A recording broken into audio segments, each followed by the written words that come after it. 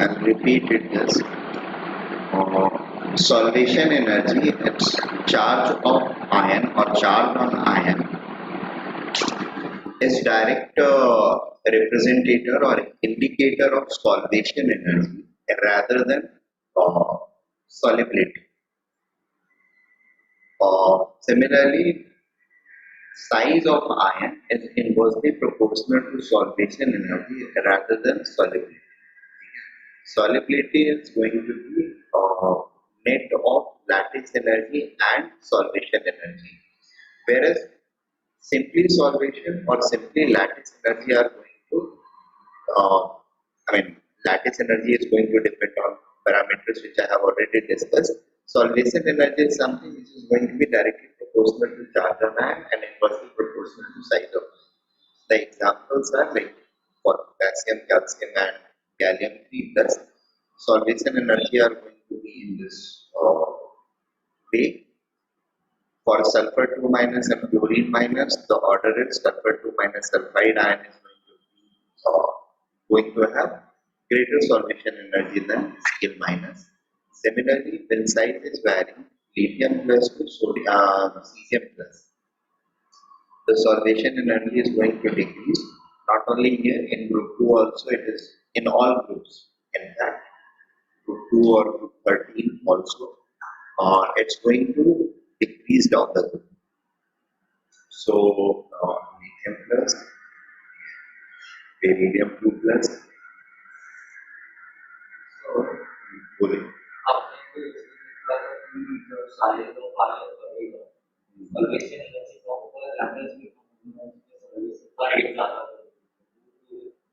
वो ट्रू है, that is true, वही होता है, बट वहां पर एक चीज और भी आती है, साइज डिफरेंस ऑफ यूनिट्स, ठीक है, that is another factor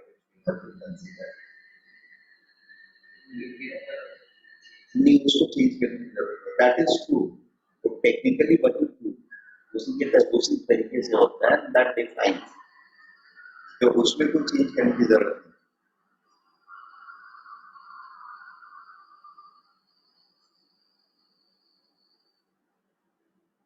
Sir, in last lecture, you also said something about solvation energy minus lattice energy equals to extent of dissolution. That is perfectly right.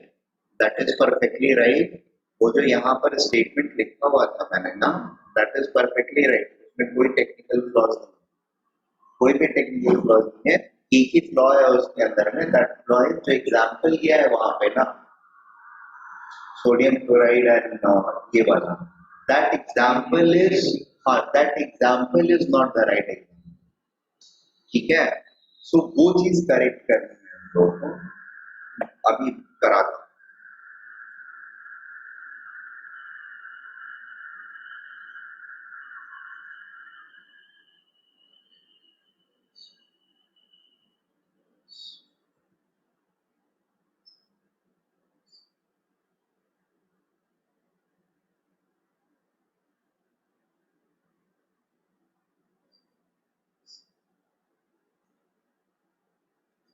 Group 13 में भी size of ion के ऊपर ही depend करता है, ठीक है, but वहां पे थोड़ी सी प्रॉब्लम ये होती है, साइजेस कंसिस्टेंटली जो है ना वैरी नहीं करते. साइज अक्रॉस एल्यूमिनियम ग्रुप में size does not very consistently, ठीक है. तो आयन्स का साइज क्या रहेगा, दैट बिकम्स समटाइम्स क्वेश्चनेबल, मतलब उनका order atomic energy sorry up to down increase रहेगा कि नहीं रहेगा, मोस्टली रहता है एक जगह पर फ्लिप फ्लॉप होता है, ठीक है, but otherwise it follows the same trend and it will also have the same tendency, but वो इंफॉर्मेशन है जो अभी मेरे पास रेडियली अवेलेबल नहीं है, so I won't write it over here, मैं उसको कंफर्म करके फिर आप लोगों को बता दूंगा. ग्रुप 13 बाकी के केसेस में कटायंस का फॉर्मेशन जनरली होता नहीं है, या होता भी है तो हमारे कंसिडरेशन के लिए. ग्रुप बी वाले, यस, ग्रुप बी वाले में भी आयंस जो है टॉप टू बॉटम में दे इंक्रीज होंगे, ion sizes increase top to bottom. So group D में भी it is going to follow the same order, group D में एक चीज का भी ध्यान रखना होता है कि when we are moving from left to right, ठीक है, और जनरली चार्जेस सेम नहीं रहते हैं आयंस के ऊपर। अगर इनकेस चार्जेस सेम रहते हैं, जैसे निकल 2 प्लस है और आयरन 2 प्लस, ठीक है, तो iron cobalt nickel, iron cobalt nickel copper zinc, iron के बाद कोबाल्ट, कोबाल्ट के बाद निकल, तो Fe2 plus or Ni2 plus में it is expected that Ni2 plus will be smaller in size compared to Fe2, ठीक है, तो if Ni2 plus is going to be of smaller size compared to Fe2 plus, then solvation energy of Ni2 plus will be greater than solvation energy of Fe2 plus. Is it okay?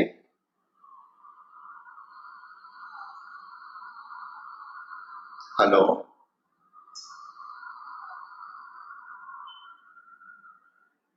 हाँ sir. ठीक है, however Fe3 plus will have greater solvation energy than Ni2 plus, चार, ठीक है, sir it is because of charge, charge on ion. Charge on cation, हाँ, however फिर Fe3 plus और Ni3 plus में हम कंपेयर करेंगे तो it's going to be Ni3 plus which is going to win the race, ठीक है, Sir, Ni3 plus will have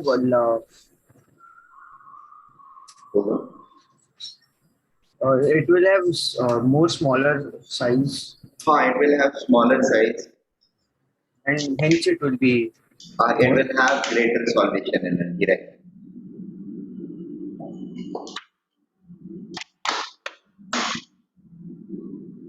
Okay.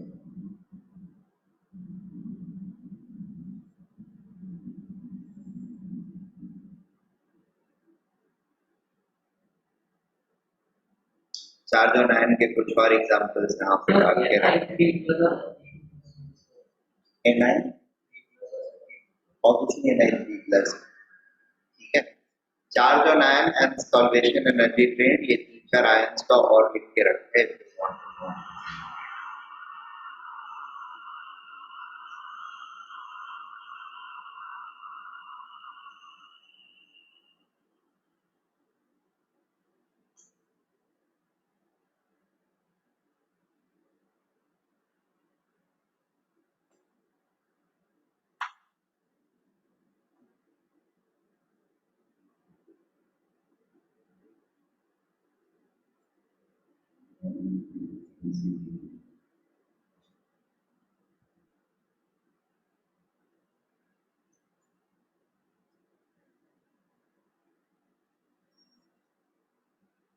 sir. बोलो। In the last lecture, sir, वो dielectric constant solvents वाला sir एक point प्लीज वापस explain कर सकते हैं? हाँ हाँ, देखो डाइलेक्ट्रिक कांस्टेंट का काम क्या होता है, किसी भी पोलर सॉल्वेंट मतलब कोई भी पोलर सॉल्वेंट के अंदर इलेक्ट्रिक फोर्सेस को डिमिनिश करने की टेंडेंसी है। डिमिनिश कैसे करता है इसका फंडामेंटल्स आप लोग को फिजिक्स में मिलेगा when you will be doing electrostatics. Basically lines of forces बताएंगे सर, और उसमें आप लोग को एक्सप्लेनेशन मिलता जाएगा। एक्चुअली पॉजिटिव निगेटिव चार्ज जो उसके ऊपर पार्टिकल डेवलप होता है, एक तरफ से वो एक्सेप्ट करता है फील्ड को और फिर दूसरी तरफ से उसको इमिट करता है, बट उसके ऊपर फुल्ली डेवलप चार्ज नहीं होता है। इसकी वजह से फील्ड जो होता है ना वो डिमिनिश कर जाएगा। It's like each molecule is going to behave like a porous material, and ऐसे समझो porous material पे आप पंच मार रहे हैं, ठीक है, तो आपका पंच जो है that is going to get transmitted to the other side of the porous material with a less intensity,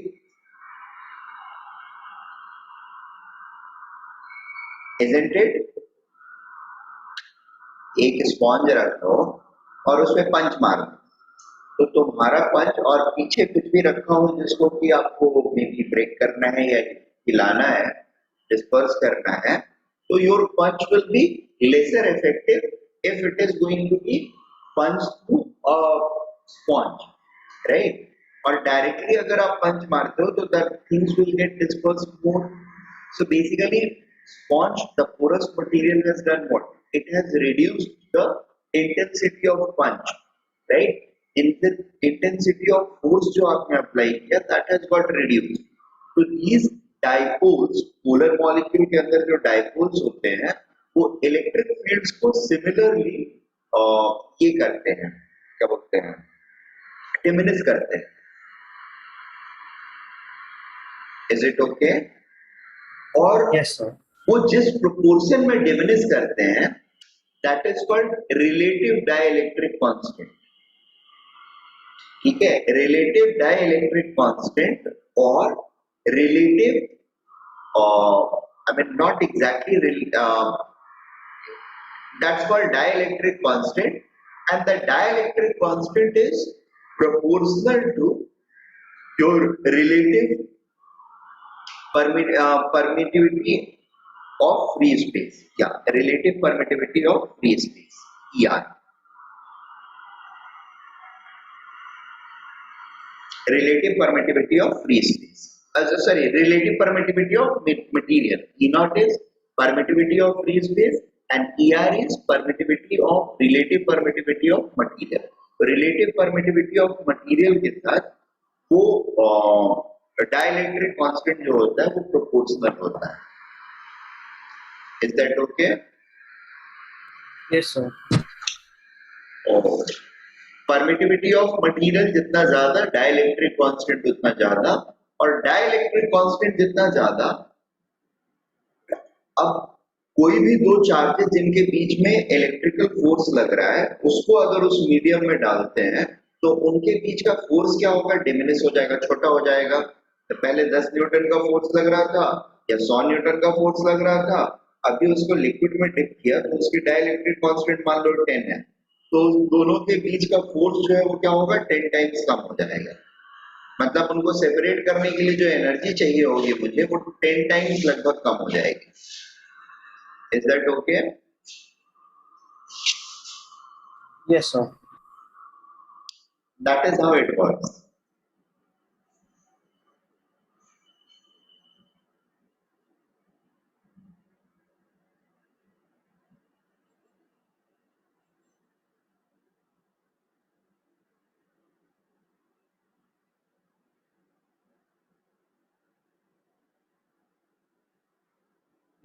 size of ion के अंदर में ये एक पॉइंट डाल दो.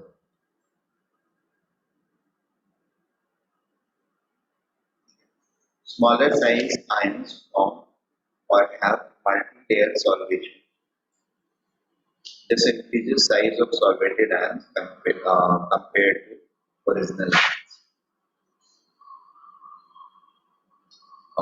Best example is group 1 में लिथियम प्लस जो होता है वो सबसे ज्यादा सॉल्वेट होता है एंड उसका साइज सब्सटेंशियली लार्जर होता है कंपेयर टू सोडियम और पोटेशियम.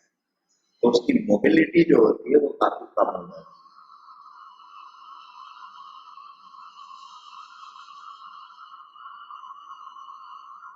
क्योंकि मोबिलिटी ऑफ आयन जो है उनके साइज के ऊपर डिपेंड करता है.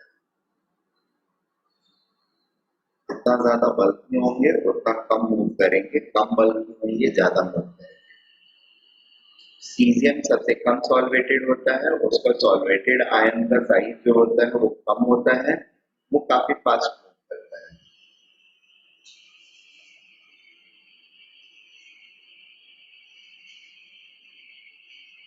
Next thing is trend application of solvation energy. Solvation energy helps us in dealing with two, three things. Yeah, it helps us in analyzing two, three things. Those are first one, predicting size of solvated ions. Higher the solvation energy, higher will be the size of solvated ions. Higher the solvation energy, higher will be the size of solvated ions.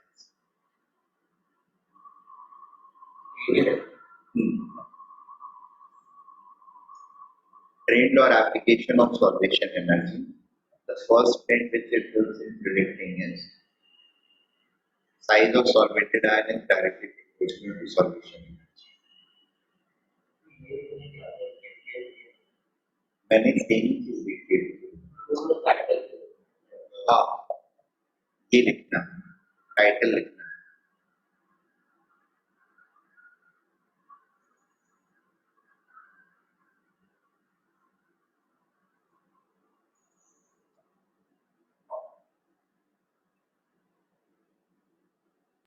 Sir ये वाला topic size of ion के बाद वाला है। हाँ, वो 3 point से वो 3 पॉइंट कवर हो गए सॉल्वेशन एनर्जी एनालिसिस। हाँ, अब सॉल्वेशन एनर्जी एनालिसिस हम लोगों को कहाँ कहाँ पे हेल्प करता है, that is something which we are trying to understand.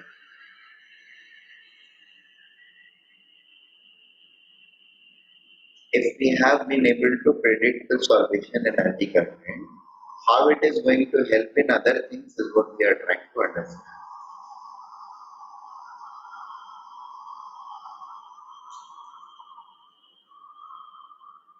तो लिथियम का एक काफी प्रोमिनेंट एग्जांपल होता है, क्योंकि लिथियम के हाइड्रेशन की वजह से और इसके काफी सारे नेचर चेंज हो जाते हैं। तो मोबिलिटी पता है, मतलब ये साइज ऑफ कटायन जो होता है इसका बड़ा हो जाता है, जिसकी वजह से मोबिलिटी कम हो जाती है। एक्सटेंसिव सॉल्वेशन की वजह से लिथियम प्लस जो होता है दैट बिकम्स अ बेटर और ये oxidising agent then caesium. Even caesium से भी बेटर ऑक्सीडाइजिंग एजेंट ये हो जाता है। नॉर्मल गैसियस फॉर्म में caesium is going to be the most oxidising element, मतलब that can very easily lose its electron. But when it comes to aqueous solution, lithium dominates not only sodium, potassium, rubidium, but it also dominates cesium. ठीक है, just because it has good excess of solvation energy. So काफी सारे properties को ये modify कर देता है lithium का सॉल्वेशन एनर्जी का ज्यादा होना compare to other elements of proton. ठीक है, size of gaseous ions are smaller, size of solvated ions is much higher, I mean greater, just because solvation energy is much higher.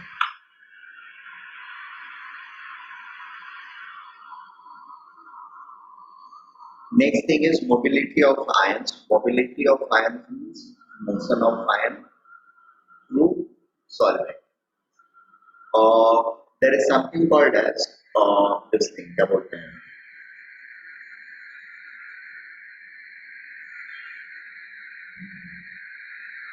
Viscous force.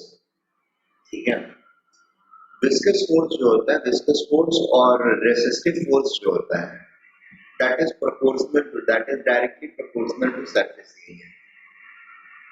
So anything which has larger surface area that will have more or will experience more resistive force. ठीक है, anything which has larger surface area will experience more resistive force to its motion. Fine. और जिसका size बड़ा होगा यानी radius बड़ा होगा तो हमारा क्या बोलते हैं, सरफेस एरिया जो होगा वो ऑटोमेटिकली बड़ा हो जाएगा। अगर साइज बड़ा हुआ तो सरफेस एरिया बड़ा हो जाएगा, दैट मीन्स रेसिस्टिव फोर्स उस पर ज्यादा हो जाएगा। और रेसिस्टिव फोर्स अगर ज्यादा हो जाएगा, जैसे एक पर्टिकुलर टेम्परेचर पर हम रखते हैं, when we will enter into ये gaseous state, वहां पर I am going to let you guys know, किसी भी पर्टिकुलर टेम्परेचर पर अगर किसी मटेरियल को हमने रखा है तो मॉलिक्यूलर मोशंस जो होते हैं उसके अंदर में लगभग सिमिलर पैटर्न या सिमिलर प्रोफाइल फॉलो करते हैं। बात समझ में आ रही है? तो ये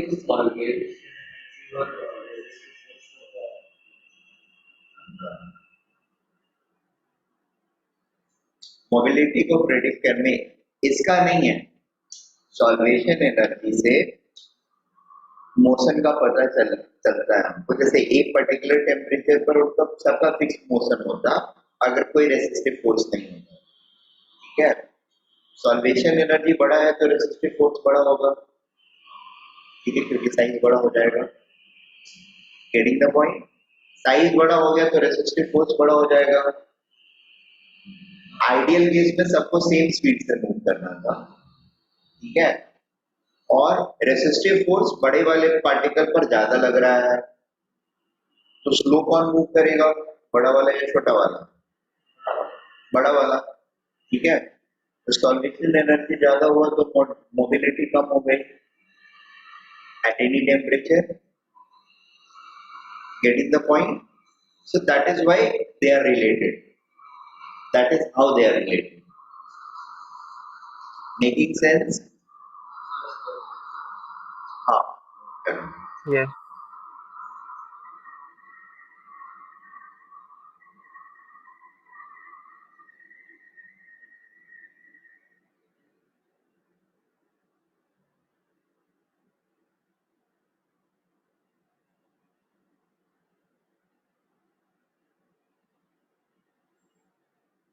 So now the most solvated है तो आइंस का solution right, more solvated ion means the one which is having higher solvation.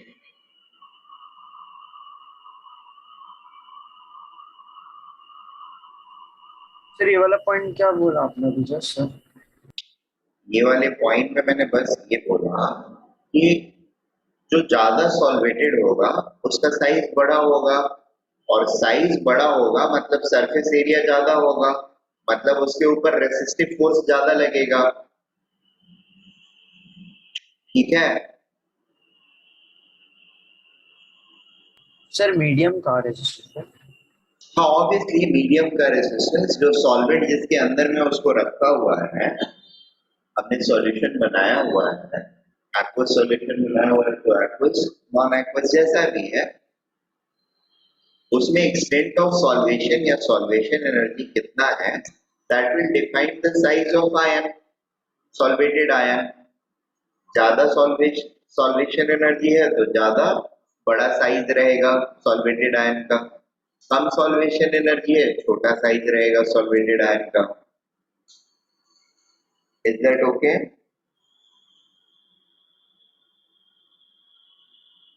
Yes sir.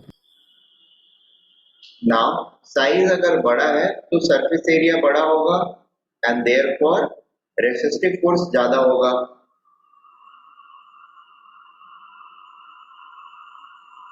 ठीक है, क्योंकि रेसिस्टिव फोर्स जो है वो साइज के ऊपर, सॉरी सरफेस एरिया के ऊपर डिपेंड करता है। लिक्विड या गैस के अंदर, फ्लूइड के अंदर जो भी मोशन होता है हमारा, उसमें जितना पोर्शन ऑफ, जितना सरफेस एरिया मेरा एक्सपोज रहेगा उतना ज्यादा मेरे ऊपर रेसिस्टिव फोर्स रहेगा। Is it okay? That is part of viscosity, viscous force, which will come to you in fluid dynamics, और fluid dynamics या फिर properties of material। Is that okay? और तो लो मोबिलिटी की बात करना है इसको हार्ड क्या लिखना है लो मोबिलिटी के बारे में? हाई रेजिस्टेंस हाँ, तो बट ये हाई रेजिस्टेंस सब आयंस आयंस के ऊपर सॉल्वेंट का,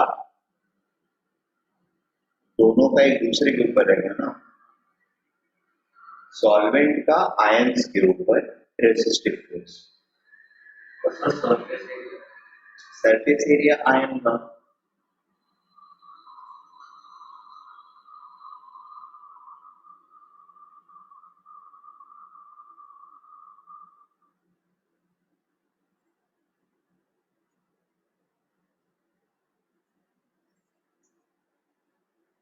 conductivity of solvated ion is inversely proportional to size of solvated ion. Actually conductivity जो होता है that is directly proportional to mobility. Conductivity of, हाँ, conductivity of ये ionic solutions is directly proportional to mobility of ions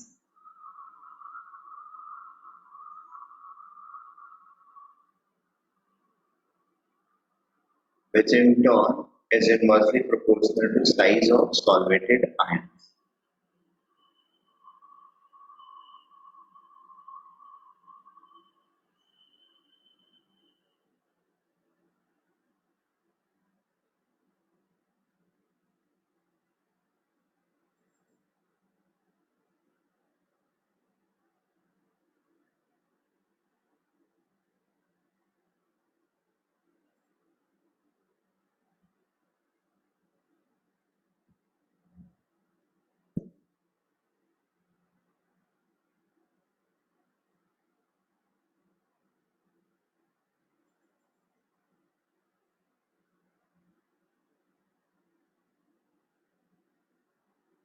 Noted?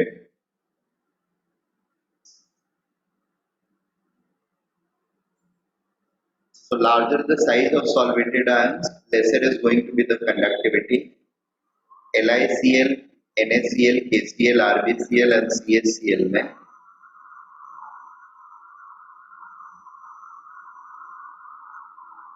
the conductivity is going to follow the order. Actually LiCl का यहाँ पे गड़बड़ है order. LiCl कम नहीं होगा, LiCl सबसे कम नहीं होगा. NaCl is going to be the lowest, followed by LiCl, KCl.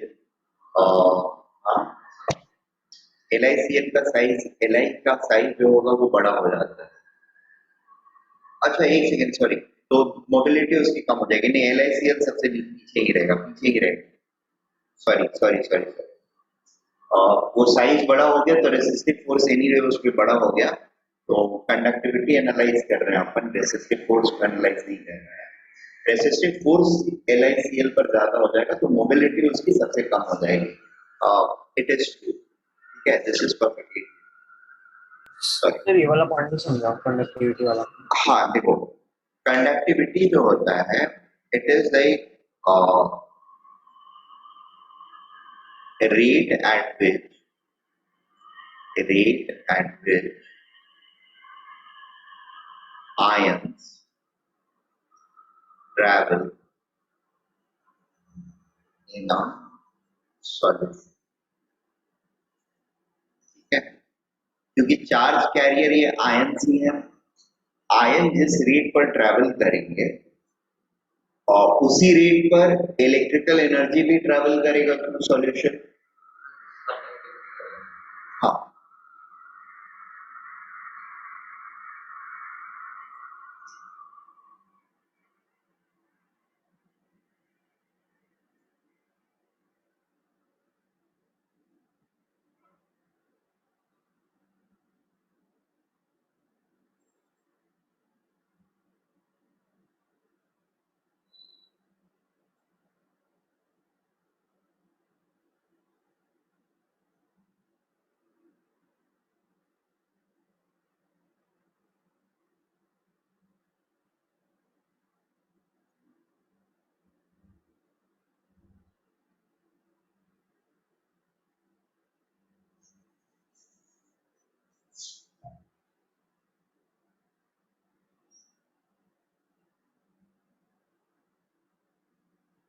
ठीक है.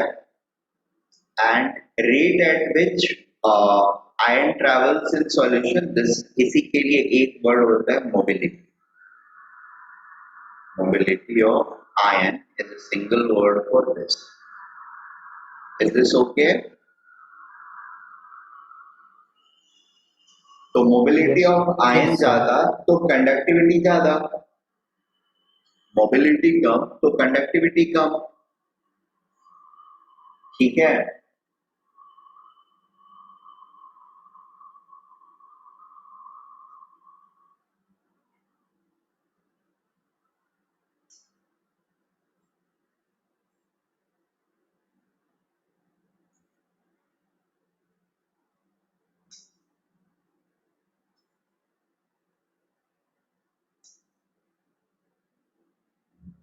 और फिर फाइनली मोबिलिटी किसके ऊपर डिपेंड कर रहा है? अगर मेरा सॉल्वेशन एनर्जी ज्यादा है तो साइज बड़ा होगा, मोबिलिटी कम होगी. राइट, सॉल्वेशन एनर्जी ज्यादा होगा तो साइज ऑफ आयन बड़ा होगा और मोबिलिटी कम होगी. मोबिलिटी कम होगी तो कंडक्टिविटी भी कम होगी। Clear?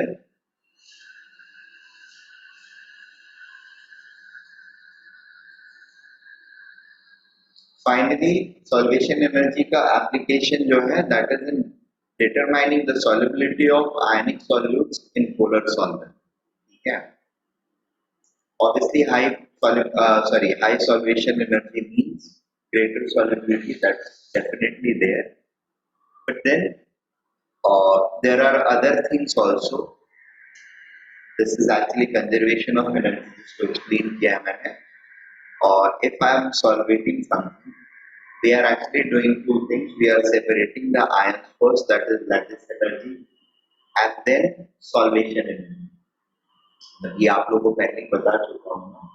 So lattice energy and solvation energy इन दोनों का sum total जो होगा that is going to give algebraic sum total, that is going to give us a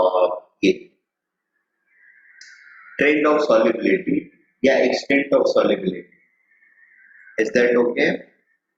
यही चीज वहां पे लिखवाया था मैंने, difference of solvation energy and lattice energy is directly proportional to solubility, right?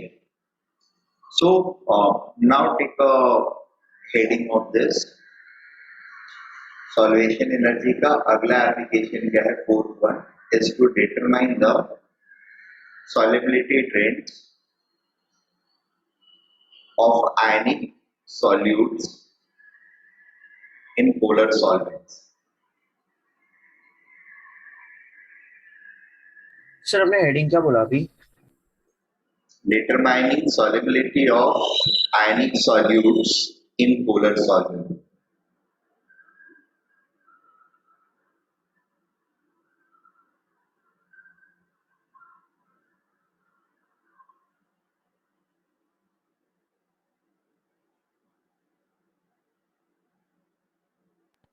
So determine solubility. Solubility of an ionic solute into polar solvent।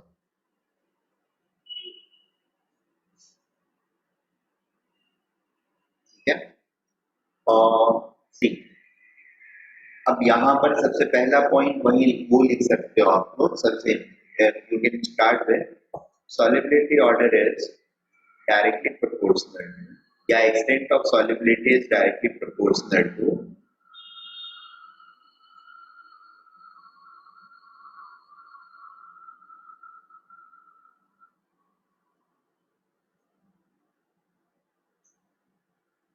solvation energy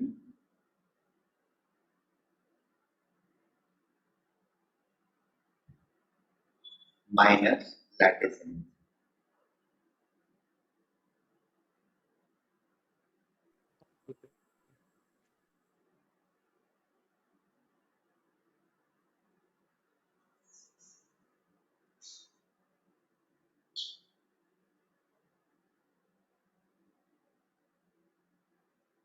ठीक है, और अभी होता है क्या है, जैसे ग्रुप 2 के सल्फेट्स की यहाँ पे कंसंट्रेशन दी गई है, तो ये कुछ कुछ एग्जाम्पल नोट कर लो और आप लोगों को एक टेबल में दूंगा, मैं बना करके दूंगा आप लोगों को, जिसमें ग्रुप 1 एंड ग्रुप 2 के सारे आयंस मतलब कैटायंस एंड एनायंस की ट्रेंड एनालिसिस रहेगी।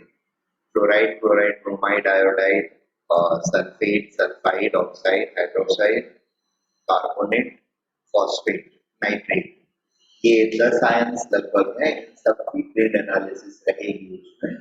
एंड दैट विल और those informations can be inferred with the help of ये जो छोटी छोटी चीजें पढ़ा रहा हूँ, सॉल्वेशन एनर्जी, लैटिस एनर्जी की ट्रेंड एनालिसिस, इसके ऊपर डिपेंडेंट रहेगा। ठीक है, सो वो या तो ट्रेंड वो पूरी याद रहे वो एक पेपर, या फिर ये छोटे छोटे के थ्रू आप उसको प्रेडिक्ट कर सकते हो। That is what you are going to have. So that I will give you mostly, या तो कल के लेक्चर में दे दूंगा, और कल नहीं दे पाया तो परसों के लेक्चर में पढ़ने से दे दूंगा। और यहाँ पर होता ये है कि सॉल्युबिलिटी डिक्रीजेस डाउन द, ठीक है, बेरियम सल्फेट से जैसे जैसे हम नीचे की तरफ आते हैं solubility is going to decrease. Barium sulfate fully insoluble होता है और बेरिलियम सल्फेट जो होता है वो soluble होता है, मतलब partially soluble होता है. It is like 70 to 80% soluble होता है. ठीक है.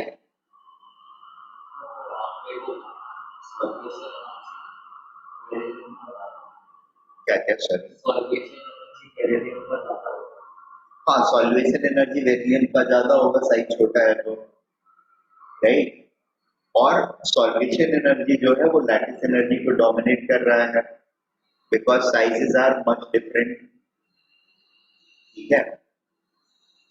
बैरियम का साइज बड़ा हो गया, सॉल्वेशन एनर्जी सिग्निफिकेंटली डिक्रीज कर गया. Yes, solvation energy significantly decrease कर जाता है, लैटिस एनर्जी स्लोली डिक्रीज करता है.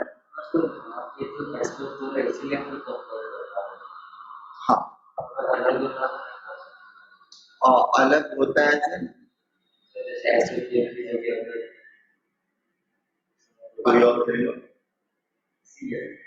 Cl. हाँ, तो Cl का साइज जो है ना SO4 के कंपैरिजन में काफी डिफरेंट रहेगा. ठीक है. अब चूंकि काफी डिफरेंट रहेगा तो उसका मतलब आयनिक रेडियस वगैरह, अच्छा उसको सल्फेट के रेस्पेक्ट में बोल रहे हो कि हमको करना है. ओके, कर सकते हैं, इट्स नॉट डिफिकल्ट. जैसे किसी एक कटायन को ले लेता हूं मैं, calcium, calcium chloride and calcium sulphate को अगर मुझे करना है और इसकी सॉल्युबिलिटी देखनी है. ठीक है. तो कैल्शियम और क्लोराइड जो है वो लगभग एक ही ग्रुप, सॉरी एक ही पीरियड के. ठीक है. तो आयनिक साइजेस में बहुत ज्यादा डिफरेंसेस नहीं रहेंगे. एक थोड़ा बड़ा रहेगा, दूसरा थोड़ा छोटा रहेगा, या लगभग दोनों हो सकते हैं सेम सेम साइज के रहेंगे, या फिर CaCl. तो नाउ लैटिस एनर्जी ओनली जो है वो रहेगी ज्यादा, but solvation energy at same time will be higher for calcium carbonate, calcium chloride. ठीक है. Solvation energy will also be higher for calcium chloride. Sulphate के केस में क्या होगा, सल्फेट आयन बड़ा आयन है तो सल्फेट आयन का सॉल्वेशन कम होगा. ठीक है. सॉल्वेशन और कैल्शियम की सॉल्वेशन दोनों जगह पे लगभग सेम एक्सटेंट की रहेगी. सल्फेट का सॉल्वेशन क्लोरीन क्लोराइड आयन के कंपैरिजन में कम सॉल्वेट होएगा, और कम सॉल्वेट होने की वजह से नेट सॉल्वेशन एनर्जी जो रहेगी वो सल्फेट के केस में कम रहेगी. ठीक है. अब लैटिस एनर्जी और सॉल्वेशन एनर्जी का ऐसा मतलब सल्फेट के केस में डोमिनेंस अपोजिट टाइप का रहता है, लैटिस एनर्जी डोमिनेट सॉल्वेशन. ठीक है. इसलिए वो इनसॉल्युबल हो जाता है. और कैल्शियम क्लोराइड में सॉल्वेशन एनर्जी बड़ा रहता है और लैटिस एनर्जी भी बड़ा रहता है, बट सॉल्वेशन एनर्जी से छोटा है, वो डिसॉल्व हो जाता है. अरे देखो, सॉल्युबिलिटी ट्रेंड्स या ट्रेंड्स को एनालाइज करने के लिए इट मे हैपन कि समटाइम्स आपको कुछ और एक्सटेंडेड इंफॉर्मेशन की जरूरत पड़ेगी. एक्सटेंडेड इंफॉर्मेशन की जरूरत पड़ेगी, इसका मतलब ये है बैकग्राउंड में कुछ और इंफॉर्मेशन आपके पास होनी चाहिए. अब प्योरली बिना कुछ पता हुए और जस्ट बाय नोइंग एक सिंपल फॉर्मूला और या एक simple relationship, if we try to predict it in inorganic, that's going to be a bit difficult. क्योंकि सी एटॉमिक साइजेस का हमको ट्रेंड पता है ना.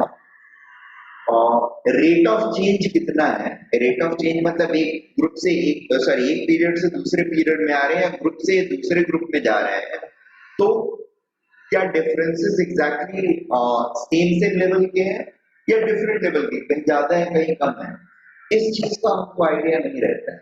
You just know the trend, ऊपर से लेकर के नीचे तक बढ़ रहा है, क्या सेम स्पीड से बढ़ रहा है या अलग अलग स्पीड बढ़ने के. तो ये जो अलग अलग स्पीड है ना, that is going to hamper some of our prospects. Things are never that easier to be predicted without knowing anything in background. Just by knowing one information या one formula, it becomes difficult. ठीक है, तो कुछ background information भी हमारे पास रहनी चाहिए, होनी चाहिए। और इंफॉर्मेशन जो है वो obviously during course of time आपको मिलते जाएंगे। जैसे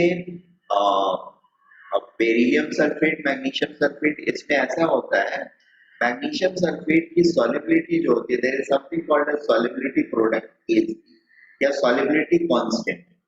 तो MgSO4 के लिए और ये चीज सॉल्युबिलिटी कांस्टेंट या सॉल्युबिलिटी प्रोडक्ट क्या होता है, that you are going to come across in ionic equilibrium chapter. ठीक है, तो आयनिक इक्विलिब्रियम के बाद मैं एस ब्लॉक की चीजें पढ़ा रहा होगा, then I will again come to on these things. एक बार फिर से मैं आऊंगा, तब इंफॉर्मेटिव डिस्कशंस भी करेंगे, मतलब डेटा के साथ डिस्कशन थोड़ा सा करेंगे। अभी के लिए everything is qualitative, it's not quantitative, it's just qualitative. And yes, one thing is definitely there, qualitatively analyzing everything is at least not very much feasible when it comes to inorganic chemistry. ठीक है, there are a lot of things which you have to discuss based on the data. क्योंकि वो data ही कुछ ऐसी unsaid चीजें हमको बताते हैं या दिखाते हैं, जैसे साइज ऑफ आयंस को हम मेजर नहीं कर सकते, we can not measure it. ठीक है, देयर आर सर्टेन वेज, जैसे दो आयंस के साइजेस का, मतलब दो आयंस के बीच के न्यूक्लियर डिस्टेंस, ये आयन है दूसरा आयन है, ये दोनों एक साथ पड़े हुए हैं लैटिस में, तो इनके बीच का सेपरेशन हम निकालते हैं, इसका साइज हम कभी भी नहीं निकाल पाते। Under no circumstances we can calculate their actual size, right? That's a limitation which we have, we can not separate them from each other in the similar form, मतलब आयंस को हम दूर दूर करके और आयंस के फॉर्म में नहीं रख सकते। So there are limitations. अब उन limitations को बेस्ट तरीके से, जिस तरीके से हम ओवरकम कर सकते हैं, करके हम डेटा निकाल के रखते हैं, but still there happens to be sometimes inconsistency, which is corrected through some other data points. बात समझ में आ रही है? I know, पता नहीं, मैं बेसिकली बताने की तुम लोग को ये कोशिश कर रहा हूँ कि when we are discussing inorganic chemistry or examples from inorganic chemistry, we have to be very cautious with substantive data information, or we have to be backed with substantive data information. If that is not there, then it will become, sometimes it will become difficult to predict orders and you will land up in trouble. ठीक है, तो ये trouble शुरू में ज्यादा रहेंगे आपके साथ, बाद में धीरे धीरे कम हो जाएंगे। क्वेश्चंस वगैरह सॉल्व करने बैठोगे तो यू विल फाइंड कि थोड़ी डिफिकल्टी होगी इस तरह के ट्रेंड्स एनालिसिस करने में।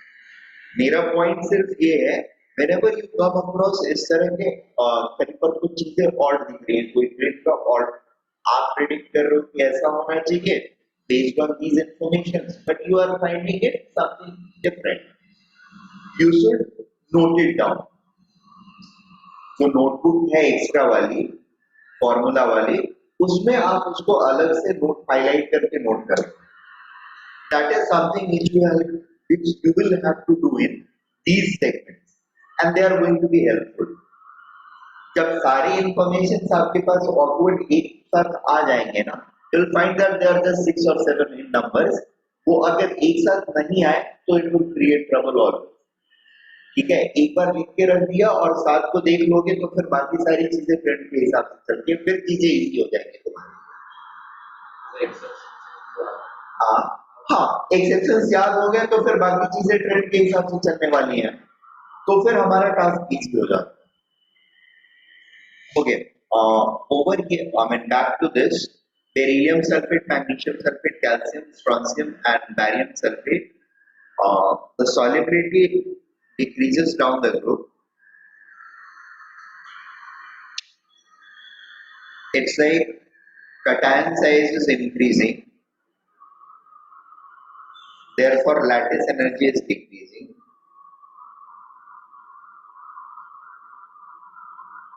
Hydration energy is also decreasing. Hydration or solvation energy is also decreasing.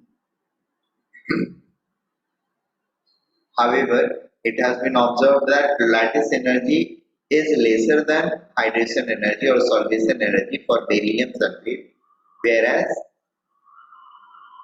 solvation energy is lesser than lattice energy for barium sulfate. ठीक है, डिक्रीज दोनों कर रहा है क्या ये देखना नहीं पता चलेगा, ये जब तक एक्सपेरिमेंट भी ऑब्जर्व नहीं होगा नहीं पता चलेगा। ये अपनी बात है। ठीक है, और अब इसमें यहाँ पर दो चीजें हो सकती हैं, जैसे कहीं कहीं पर आपको क्वेश्चन में ये पूछा जा सकता है what is the reason that this is soluble this is insoluble. ठीक है, तो जहां पर भी सॉल्यूशन रीजन पूछा जाएगा, नो मैटर क्या है क्वेश्चन, अगर रीजन पूछा जा रहा है तो रीजन इज ऑलवेज दिस। ठीक है, किसी के भी सॉल्युबिलिटी एंड इनसॉल्युबिलिटी के बीच का मतलब कोई भी दो का एक कंपाउंड सॉल्युबल है दूसरा इनसॉल्युबल है, तो the reason is always going to lie in this. ठीक है, irrespective of the compounds which we are talking about. Beryllium sulfate is soluble, barium is insoluble. Solubility decreases down the road. Sulfate and carbonate के लिए solubility decreases down the road. Solubility decreases down the road. हाँ, सही बोलो।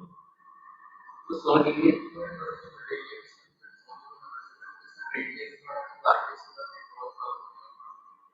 हाँ, तो beryllium sulphate is soluble, इसको Green Marc किया करो। This is partially soluble and these are insoluble, जिसमें बैरियम सल्फेट बिल्कुल ही insoluble होता है। ठीक है,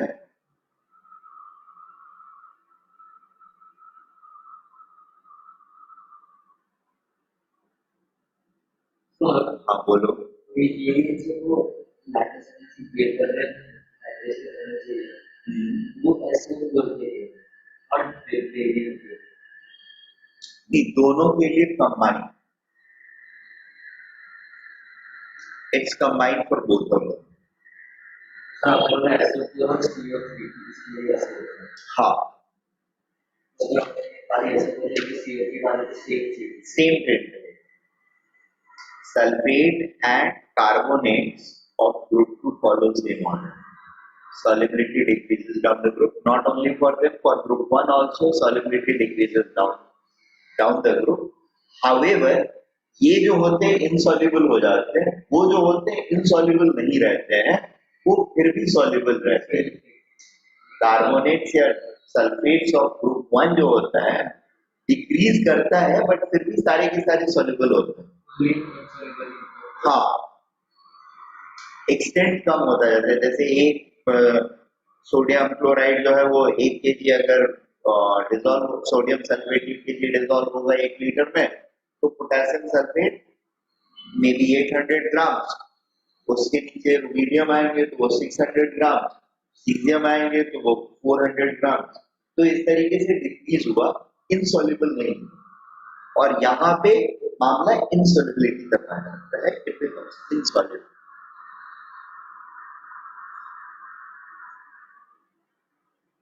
hello,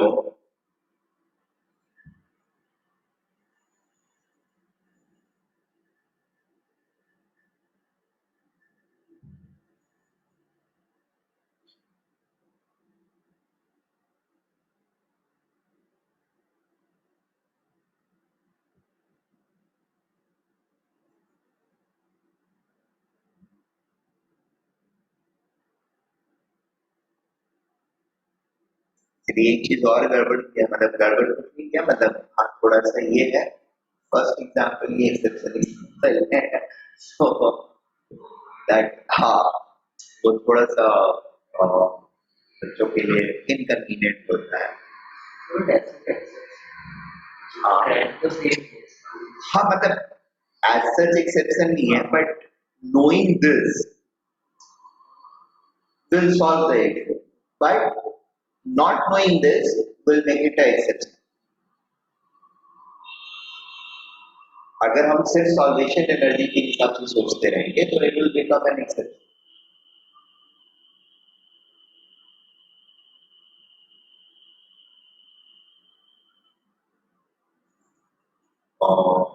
Okay, we have more examples. Group 1,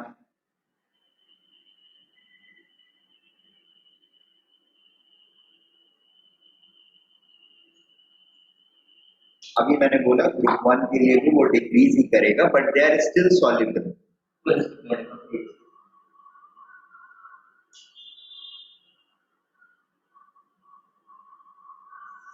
और ये इंफॉर्मेशन ना एक बार अभी पढ़ रहे हो, एक बार अभी आप लोग को एस ब्लॉक में भी पढ़ाऊंगा। इनफैक्ट यही सेम चीज है, मैं अभी एस ब्लॉक पढ़ा रहा हूँ तो उसमें पढ़ा रहा हूँ, मतलब इट्स द सेम चीज जिसको आपको फिर से एक बार पढ़ना है। हाँ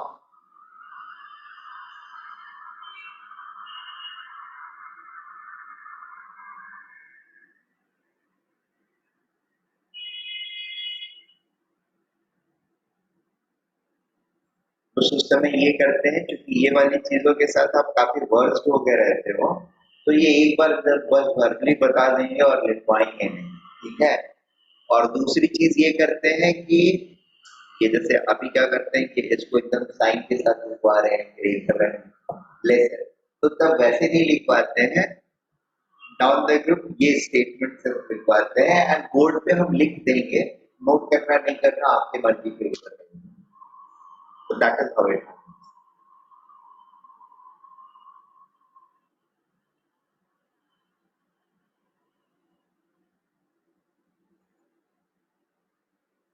Noted. Coming back to sulfates of group 1. Here also the solubility is going to decrease down the group. However, the value of solvation energy is always greater than lattice energy. ठीक है? For group 1 sulfates, the value of solvation energy is always greater than value of lattice energy, and therefore all of them are soluble. Is it okay? Yes, sir.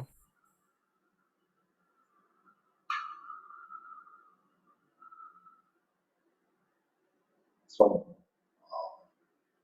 trend is going to be this way, and I think this one is going to be more soluble than N2 and so forth, which is N1 will be more soluble than calcium potassium sulfate, which is going to be more soluble than rubidium sulfate, which is more soluble than cesium sulfate. Sir, hydration energy मतलब है solution solvation energy को hydration energy तब बोलते हैं जब हमारा solvent water होता है, ठीक है। Solvation energy is same as hydration energy और hydration energy is same as solvation energy, that only signifies that your solvent is water, ठीक है। If solvent is water we call it hydration energy. और एक चीज at the end of the discussion of this मैं बता दूंगा, there is something called solvolysis, ठीक है। तो सॉल्वोलाइसिस कुछ अलग होता है, दैट्स नॉट सॉल्वेशन। और क्या होता है मैं बता दूंगा। एक्चुअली उसमें सॉल्वेंट की ब्रेकडाउन कर जाता है, सॉल्वेशन हो रहा है, सॉल्वेशन के टाइम पे एनर्जी इतनी ज्यादा निकली कि वो सॉल्वेंट मॉलिक्यूल के बॉन्ड्स को ब्रेक कर देता है। बात समझ में आ रही है? सॉल्वेंट मॉलिक्यूल खुद जब ब्रेक होने लगेगा, that state is called this thing solvolysis. और अगर वाटर के अंदर में ये हो रहा है प्रोसेस, यानी वाटर इज अ सॉल्वेंट, तो इस चीज को बोलते हैं कि the process is known as hydrolysis. Alcohol होता है तो इट इज कॉल्ड अल्कोहलिसिस। हाँ, अमोनिया होता है तो अमोनियालिसिस। सो लिसिस का मतलब ब्रेकिंग डाउन। सो जो भी होता है जिसको ब्रेक डाउन करना होता है, उसके पीछे में हम लोग, उस सॉल्वेंट के पीछे में हम लोग लिसिस लगा देते हैं।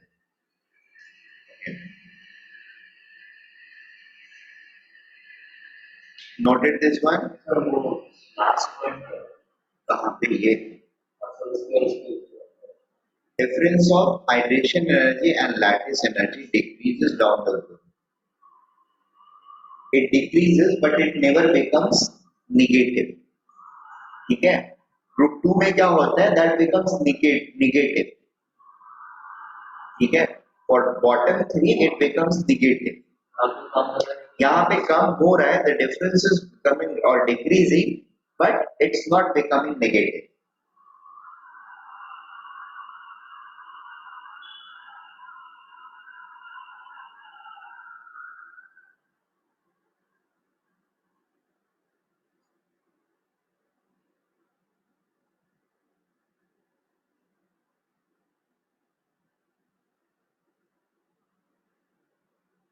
Third example is KF and KCl.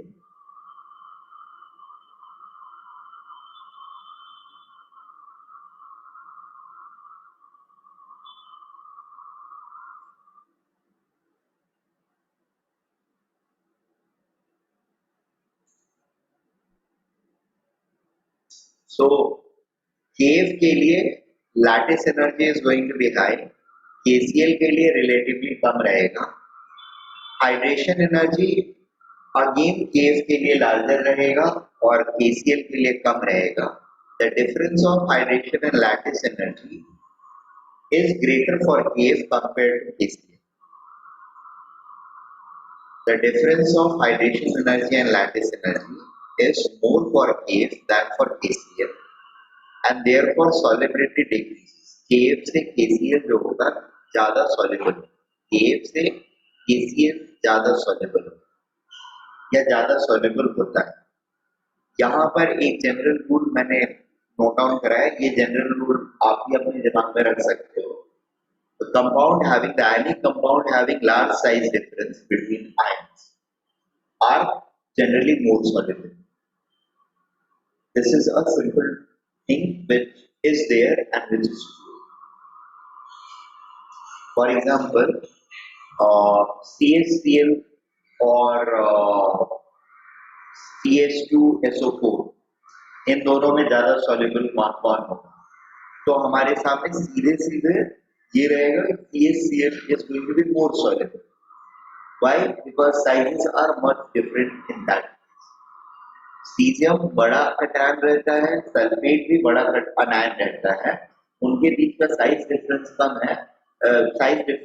है, तो चांसेस इज मोर दैट या the solvation energy is going to be little lower और the difference of solvation and lattice energy is going to be not that great.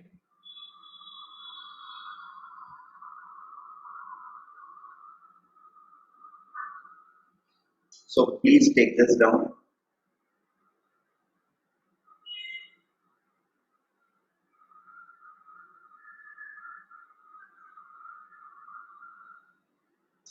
KClO4, NaClO4,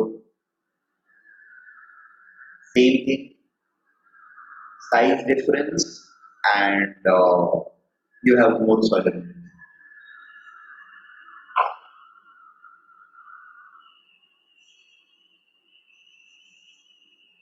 sir वो क्या लिखा वो H is proportional to 1/r plus 1. हाँ, वो भी मैं बता देता हूँ। देखो इसमें ये लिखा हुआ है कि इसमें बेसिकली ये है कि हाइड्रेशन एनर्जी जो होता है that is proportional to, or that is inversely proportional to 1 upon cationic radius plus 1 upon anionic radius. Energy जो लिबरेट होएगी एक किसी आयन को सॉल्वेट करने में, वो उसके रेडियस के प्रोपोर्शनल होएगी, ठीक है, उस आयन के पर्सनल रेडियस के प्रोपोर्शनल होएगी। दो आयन्स हो रहे हैं सॉल्वेट, तो दोनों आयन के पर्सनल रेडियस के इनवर्सली प्रोपोर्शनल उनका हाइड्रेशन एनर्जी हो। दोनों का सम करना है, मतलब दोनों का सम टोटल की टोटल हाइड्रेशन एनर्जी रहेगा, तो that is going to be 1 upon R1 plus 1 upon R2 का sum total will be the total hydration energy. But when it comes to lattice energy, it is the internuclear separation of ions. ये ion है और ये ion है, इन दोनों के बीच का इंटरन्यूक्लियर सेपरेशन जो होता है उसके ऊपर प्रोपोर्शनल होता है लैटिस एनर्जी, ठीक है। Therefore, lattice energy is inversely proportional to 1 by R1 plus 1 by, sorry, R plus 1 by R minus, radius of cation plus radius of anion. Now, this ratio, the reason for variation एकदम hand to hand क्यों नहीं हो रहा है, उस reason को explain करने के लिए एक्सप्लोरेशन में हमको ये चीज मिला। Are we getting this point? ऐसे हम सोचते हैं, सोचे ये बढ़ रहा है, एक बढ़ रहा है सर, तो एक बढ़ रहा है तो डिस्टेंस तो यहाँ पे बढ़ रहा है, वहां भी बढ़ रहा है, यहाँ पे बढ़ रहा है तो सॉल्वेशन कम हो रहा है, ठीक है, और यहाँ पर भी बढ़ रहा है तो लैटिस एनर्जी कम हो रहा है। अब इस इक्वेशन को ध्यान में रखो, let us suppose we fix R1 to say for example 5, ठीक है, या R प्लस को हम 5 पे फिक्स करते हैं एंड R माइनस को 2, 3, 4, 5, 6 या 2, 5 एंड 10 इन तीन अलग अलग वैल्यूज पर कैलकुलेट करते हैं, ठीक है। तो गिवन एवरीथिंग एल्स कांस्टेंट, यहाँ पर हाइड्रेशन एनर्जी कैसे वेरी करेगा, R प्लस को मैंने क्या रखा है 5 रखा है एंड R माइनस की 3 वैल्यू ली है सर R प्लस रेडियस कटा है, ठीक है। यहाँ पर मैंने 3 वैल्यू ली है, 2 लिया है, 5 लिया है, 10 लिया है। हाइड्रेशन एनर्जी क्या होगा 1 by 5.2, 1 by 5, 1 by 2.5, it will become 0.7। और दूसरे वाले केस में क्या होगा, it will become 0.5 plus 0.2 plus 0.2, 0.4। और तीसरे वाले केस में क्या होगा 0.1 plus 0.2, that is 0.3, ठीक है। लैटिस एनर्जी का क्या रहेगा हिसाब किताब, given every else equal to unity, lattice energy will become 5 plus 2 7, ठीक है, 1 by 7 is 0.14, ठीक है। 1 by 10 के लिए क्या हो जाएगा, it will become 0.1, ठीक है, एंड 1 by 10 के 1 by 15 के लिए क्या हो जाएगा, it will become 0.07। Is it okay? अब यहाँ पर क्या देख रहे हो तुम लोग, rate of fall hydration energy का जो है वो सिग्निफिकेंटली हायर है with increase in anion size, ठीक है, compared to lattice energy. For same variation of anion size, the fall in lattice energy is what? Very slow, right? बात समझ में आ रही है? However, the fall in hydration energy is very sharp, or relatively sharper than lattice energy. And in that scenario, मतलब अब actual values तो हमको हर जगह पे पता होता नहीं है, just by knowing the fact कि ये change हो रहा है, it becomes difficult many a times to exactly catch the trend, ठीक है। And मतलब इसीलिए मैं स्ट्रेस इस बात में कर रहा हूँ कि आपको थोड़े इन्फॉर्मेशन का पता होना चाहिए। This is where chemistry starts differing from physics and mathematics, especially inorganic chemistry. Are we getting this point? अब इसको आप कैसे हैंडल करते हो, that will decide many things. Sir मतलब कि इसमें हम लोग सिंगल इंफॉर्मेशन से हम लोग डिसाइड नहीं कर सकते ट्रेंड, राइट? हाँ, एक single information just by knowing the fact that okay, this thing happens, yeah, radius of cation is increasing, that is not sufficient, yeah, anion is increasing, that is not sufficient to decide the order, ठीक है? क्योंकि उसके basis पर बाकी सारी चीजें via via via करके हम लेकर के आ रहे हैं ना। The actual information which we require is in order to solve this puzzle, कौन कितना सॉल्युबल है। अगर आपको डायरेक्टली लैटिस और सॉल्वेशन एनर्जी पता हो तो आप डायरेक्टली प्रिडिक्ट कर सकते हो, और वो प्रिडिक्शन कभी गलत नहीं है। बात समझ में आ रही है? But when you do start doing via via via via, तो वाया में प्रॉब्लम क्या होती है कि the rate at which things are improving और decreasing, that you don't able to catch, that you are not able to catch. घट रहा है ये पता चल रहा है, बट कौन किस रेट पे घट रहा है और घटने के बाद फाइनल क्या हो रहा है ये भी नहीं पता चल पाता है आपको।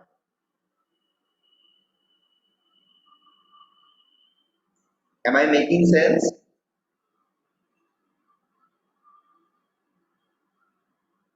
Yes.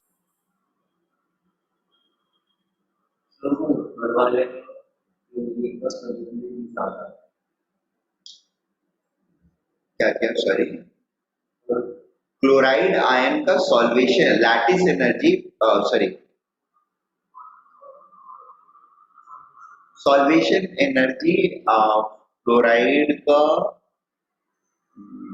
क्लोराइड से ज्यादा होगा नहीं, आयनिक रेडियस की बात कर रहा हूँ मैं यहाँ, कुछ समझाने के लिए वो दिया होगा, that is not very much. KCl की लैटिस एनर्जी समझाने के लिए कि lattice energy is going to be high and low because this is small and this is radius, ठीक है?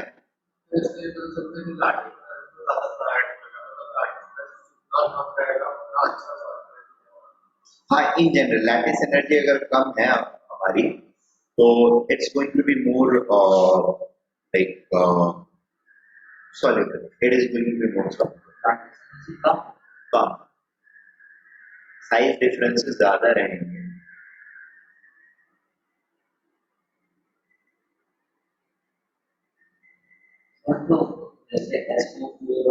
साइज डिफरेंस कम है, छोटे छोटे दोनों, हम बोलो सॉरी,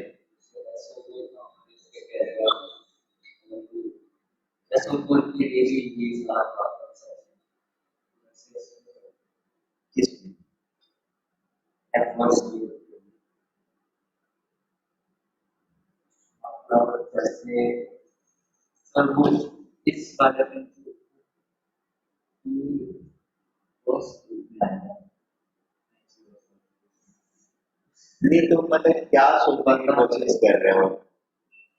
फिर जैसे वो सिलेक्ट आयन एफर्ट्स ये SO4 की बात कर रहे हैं। हाँ, तो इसमें आप ट्रेंड अगर बनाओगे तो FCl Br and I बनेगा, ठीक है? पूरे का अगर लिखना है तो लिख के रख लो यहीं पे, इट्स गुड, याद दिला दिया तुमने।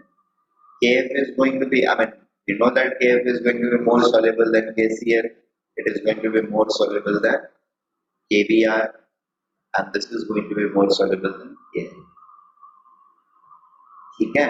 Solubility order यही रहेगा।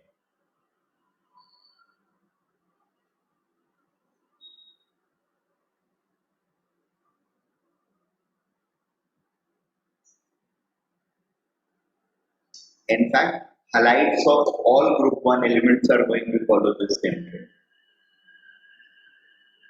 तो वो बीच में एक एक्सेप्शन आता है, मतलब लॉजिक भी कर सकते हैं।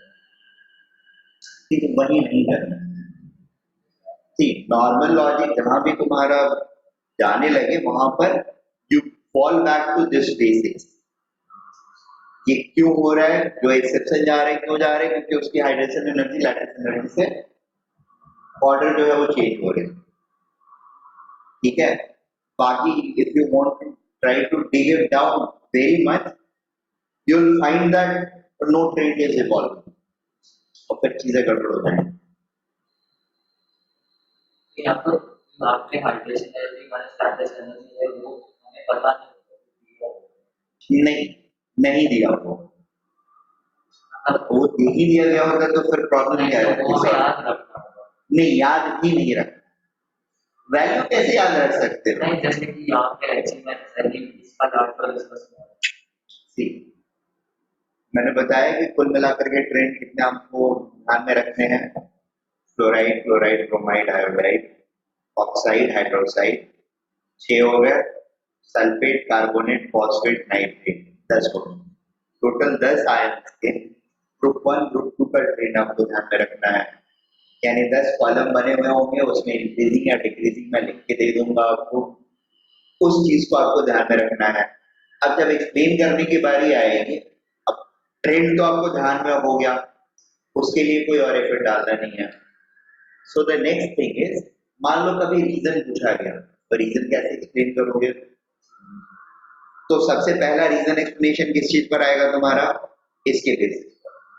फर्दर डीप डाउन अगर किया हुआ है तो फिर कहां पे आएगा? यहां पे आएगा, राइट?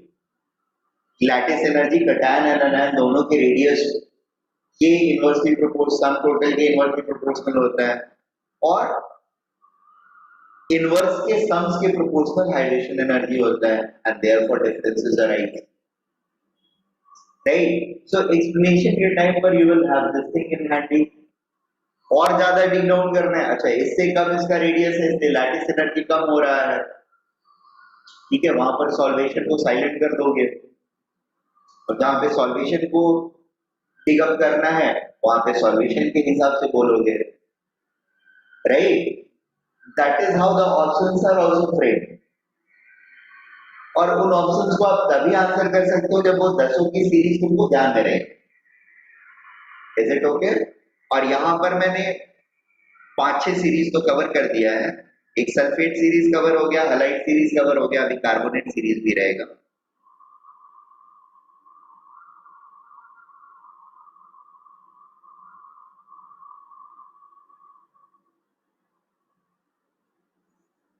तो यही, ये जो अभी आप लोग को ये डेटा इंफॉर्मेशन से किया, वही चीज यहाँ पर भी, मतलब इनको भी डेटा इंफॉर्मेशन से किया, अलग नहीं है। I have taken some different values, 3, 3, 5, 7, 9 के basis पे. So we deduce that this thing is true.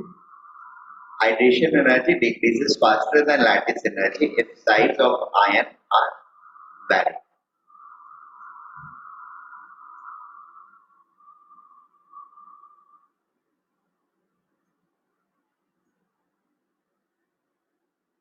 Should I go to the next page?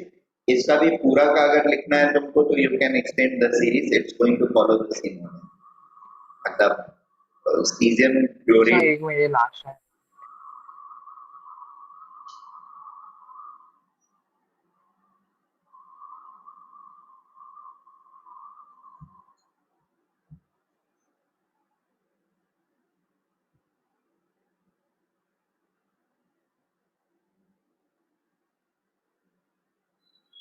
Sir वो केएफ केसीएल वाला जो ट्रेंड था सर, वो हर ग्रुप के लिए सेम रहेगा? हाँ, ग्रुप 1 के लिए सेम रहेगा, ग्रुप 2 के लिए भी सेम रहेगा। It's going to follow the same thing. Solubility decreases downward.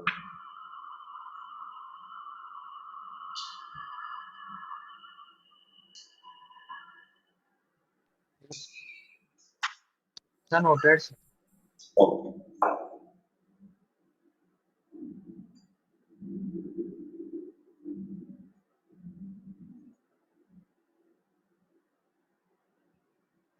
ये भी नोट कर लो, फ्लोराइड। और नोट करना है तो इसमें एक दो ट्रेंड और नोट करा सकता हूँ। एक तो कार्बोनेट का मैंने बताया, that you can note, carbonate का भी डाउन द ग्रुप डिक्रीज करता है सॉल्युबिलिटी, और ग्रुप 1 ग्रुप 2 दोनों में।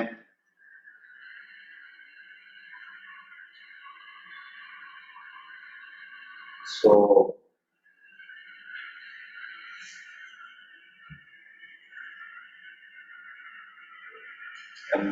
ये ट्रेंड ये था that if I have lithium fluoride, sodium fluoride, potassium fluoride, rubidium fluoride, and cesium fluoride. तो क्या रहेगी कहानी यहाँ पे? What will be the solubility order? Calcium fluoride क्या Sir, it will be like same only. Above जैसे है ना वैसे ही है. क्या है तो It will decrease down the group. एक सेकेंड पहले कर रही हूँ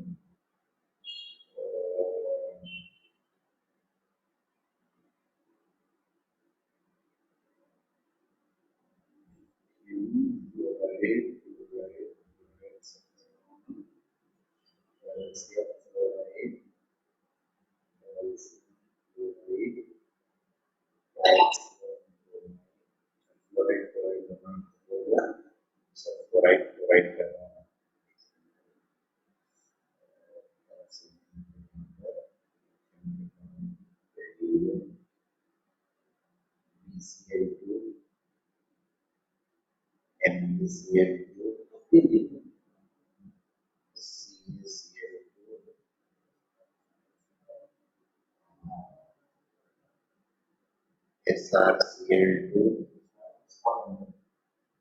and PaCl2.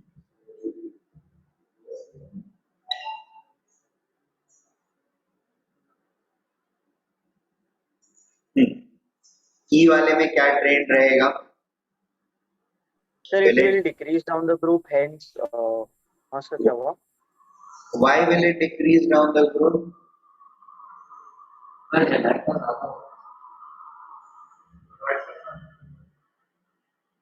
Sir, because पहले वाले में जो हम लोग का ये रहेगा सॉरी हाइड्रेशन एनर्जी वो हाई रहेगा और same goes to the lattice energy, तो उनका डिफरेंस रहेगा और लार्ज रहेगा comparatively to the sodium fluoride.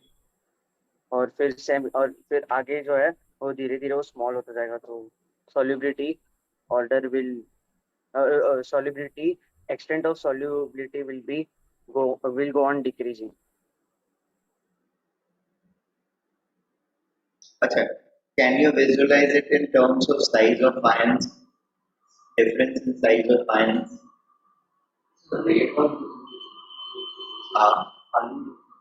Highly difference. Size of ions, cation and anion. The size will increase, then hence The size difference is going to increase or decrease. Is it increasing or decreasing? it is increasing. Left to right जाएंगे तो size difference अगर increase कर रहा है तो solubility हमेशा हमारा increase करेगा. हाँ लिखा ना अभी हमने थोड़ी देर पहले, in general this is the general.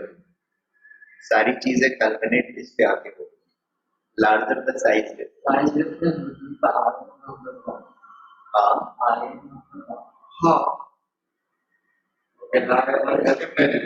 हाँ हाँ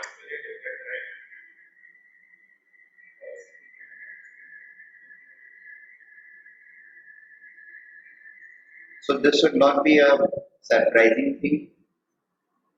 Size difference are, see, hydration solvation के basis पर explain करते हैं चीजों को, सोचते नहीं है. ठीक है, मैं बार बार बोलने की कोशिश नहीं कर रहा हूँ. कुछ सोच नहीं सकते हो आप in terms of increase or decrease of hydration and solvation energy, क्योंकि उसका रेट नहीं पता है. That is a trap. ठीक है, उस ट्रैप से बाहर निकलने का तरीका ये है. This is going to help you. ठीक है, and this is going to hold true for most of the things. अब उसके बाद सिर्फ ये रहता है कि हाँ कुछ जो चीजें आपको और इंफॉर्मेशन जैसे पता रहेंगी तो you will become more comfortable with them. For example, अब अगर मैं थोड़ा सा कभी परेशान हूँ, कुछ गड़बड़ भी होने लगेगा, तो मुझे ये हमेशा ध्यान रहेगा कि BeCl2 जो है वो कोवैलेंट कंपाउंड है. ठीक है, अभी थोड़े टाइम में आप लोगों को पॉइजन रूल एंड आगे बताऊंगा, यहाँ पे चालू नहीं हो रहा है। तो we will or covalent compound, the moment it becomes covalent, not ionic, then obviously it will have lesser solubility compared to an ionic compound. Covalent molecules polar solvent के अंदर में आयनिक के कंपैरिजन में कम सॉल्वेंट होते हैं या कम डिसॉल्व करते हैं। So one thing is very much clear कि ये कोवैलेंट है एंड ये जो है परफेक्टली आयनिक है, तो the trend has to be increase, there is no other way around. Is it okay? Size analysis अगर हम करते हैं, साइज एनालिसिस करते हैं, BeCl, MgCl, CaCl, CaCl में साइज का लीस्ट रहेगा, size difference, but there are other factors which is making it more soluble. ठीक है, साइज डिफरेंस भले ही छोटा हो जाएगा, छोटा रहेगा यहाँ पे और Ca और Cl के बीच का, but there are other factors which is making it more soluble. तो यहाँ पर साइज वाला जो डिफरेंसेस है उसके बेसिस पर भी सिर्फ अगर सोचने की कोशिश करेंगे, it's going to be bit tricky, क्योंकि इन दोनों से Cl बड़ा है और इन दोनों से Cl माइनस छोटा है। ठीक है, और Ca2 प्लस के लगभग बराबर Cl माइनस हुए।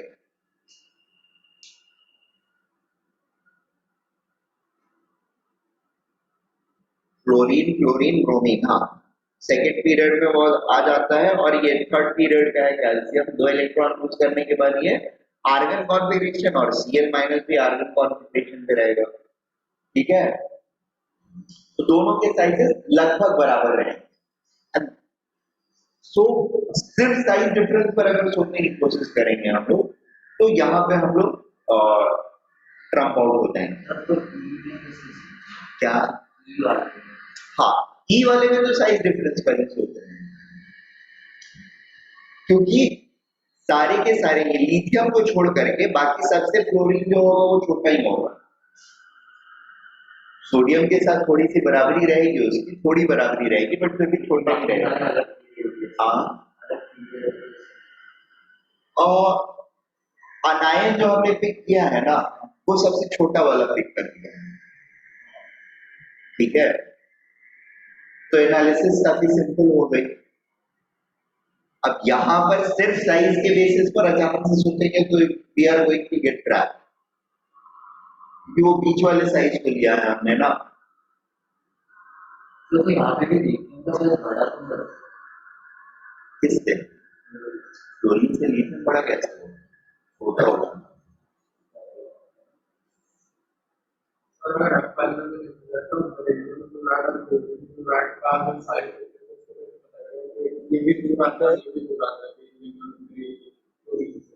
नहीं, तो वही बोल रहा हूँ मैं तो खुद बोल रहा हूँ, जस्ट नोइंग द साइज वाला information may not help you to deduce this order.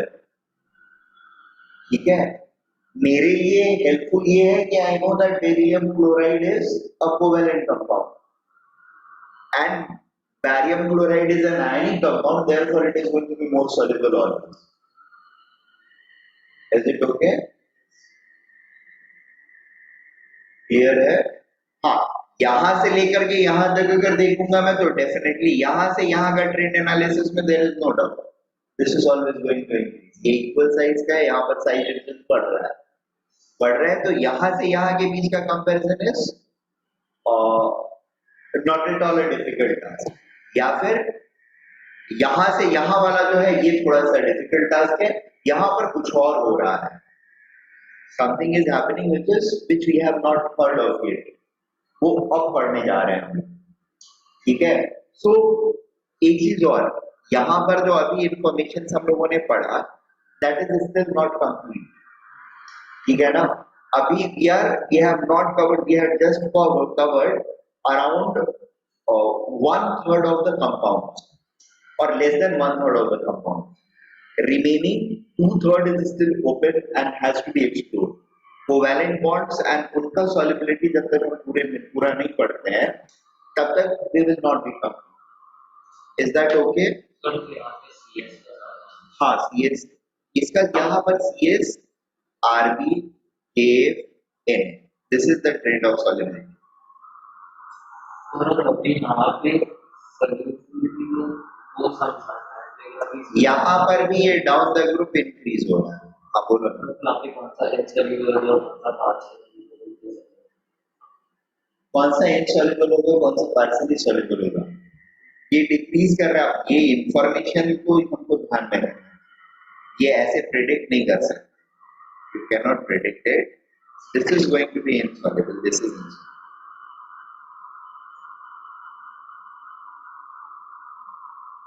ठीक है। एक्चुअली इनसॉल्युबल ये भी नहीं होता, ये भी सॉल्युबल नहीं होता, इट इज नॉट इनसॉल्युबल, ठीक है ना। एज सच इनसॉल्युबल बिल्कुल भी नहीं। सर हाँ सर ये सॉलिबिलिटी ये बढ़ रहा है डाउन द ग्रुप। हाँ, डाउन द ग्रुप बढ़ रहा है सर ऐसा क्यों सर?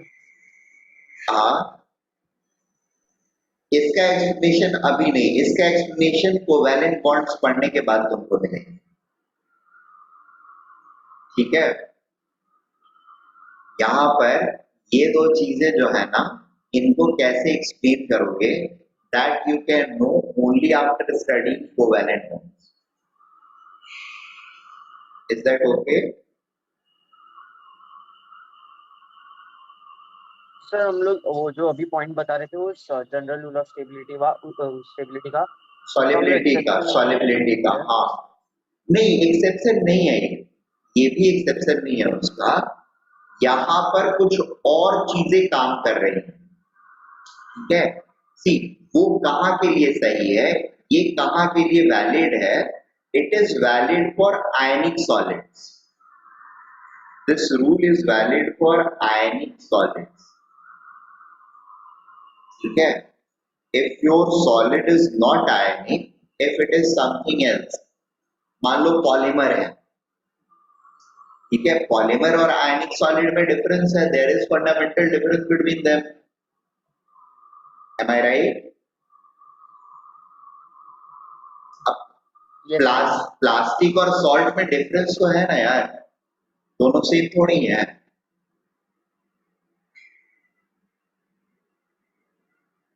तो सिमिलरली यहां पर कुछ चीजें ऐसी ऑपरेट कर रही हैं which is making them so, ठीक है, which you will understand in course of time. अभी बताना चालू किया है, अभी तो बॉन्ड्स चालू है, पहला टाइप वैरायटी हमारा खत्म हुआ है, जिसका कि कंट्रीब्यूशन हमारे नेचर में बहुत कम है, ठीक है। इट कंट्रीब्यूट्स लेस देन से for example 25% of the compounds. Obviously आएगा, नहीं तो पढ़ा दे क्यों? हाँ, मतलब नेचर में जो सब्सटेंस हमारे पास है उसमें लेस देन 25%, लेस देन 25 या लेस देन 30% सब्सटेंस ऐसे हैं जिनमें सिर्फ और सिर्फ आयनिक बॉन्ड्स रहते हैं, ठीक है। बाकी ज्यादातर जो है आपके पास वो या तो कोवैलेंट है या कोऑर्डिनेट है या मिक्स टाइप है। Is it okay? So we have covered one type of bond, but that is something जो कि बहुत ज्यादा कवरेज नहीं प्रोवाइड कर रहे, we have to know lot more, ठीक है। नेक्स्ट हेडिंग लिख लो पदांश group. Now from here the covalent thing is slowly and slowly getting built up.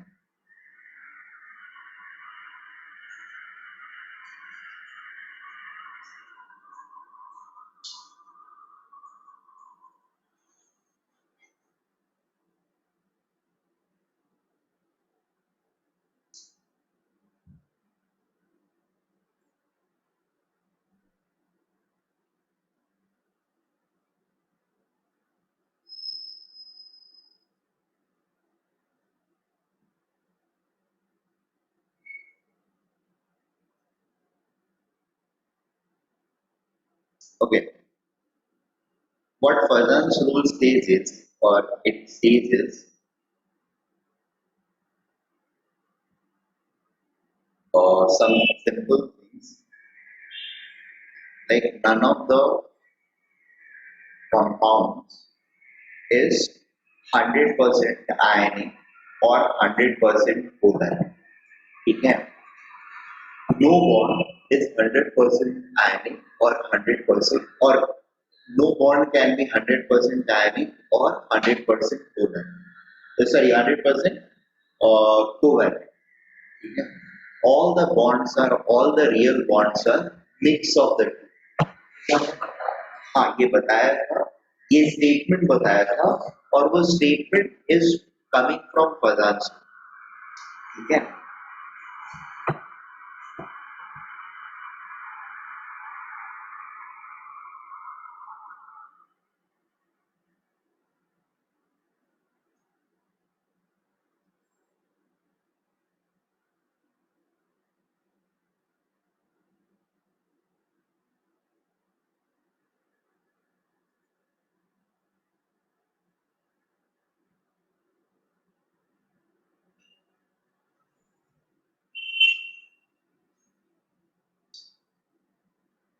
The content of covalent bond character, the percentage of covalent bond character is determined. In any ionic bond, the percentage of covalent bond character is determined with the help of Padan's rule.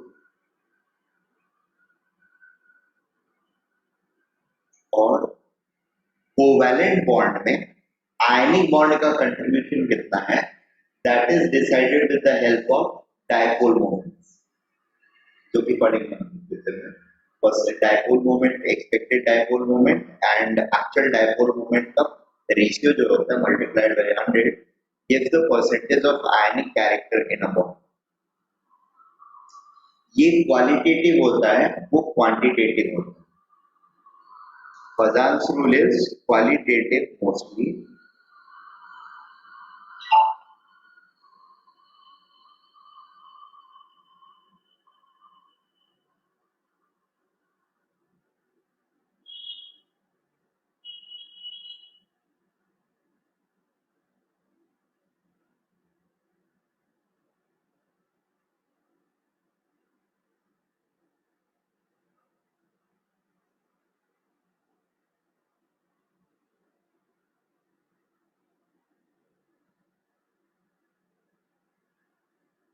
Okay. There is something called polarizing. यहाँ पर ये third point के बाद just will understand polarizing power and polarizability.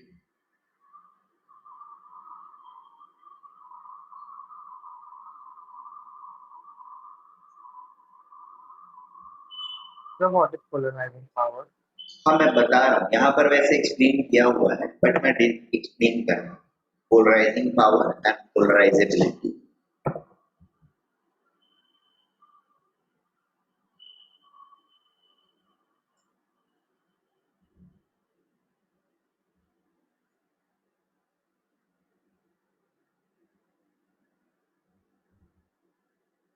नहीं, यहाँ के बाद रुक जाना है, ये नोट नहीं करना है. Now put polarising power.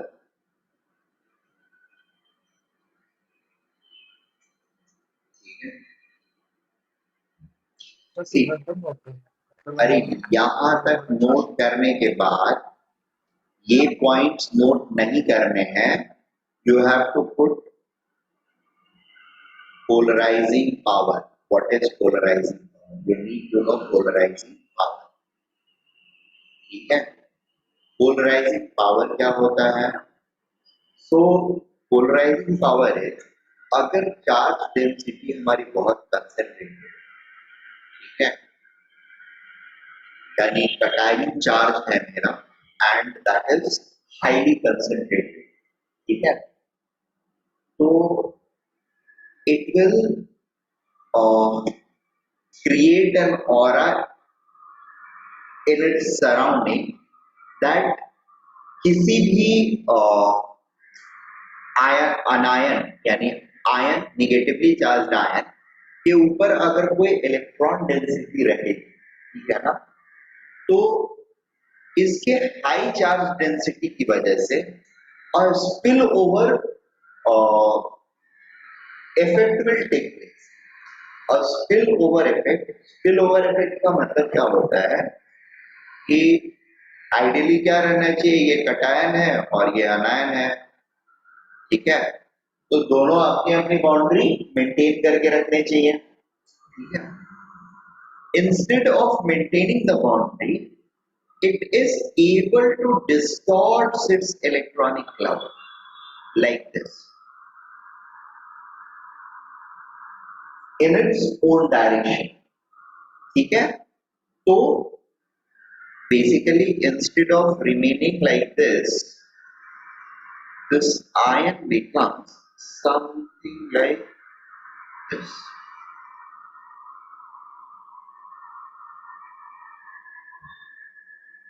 in terms of electronic cloud. Is this okay?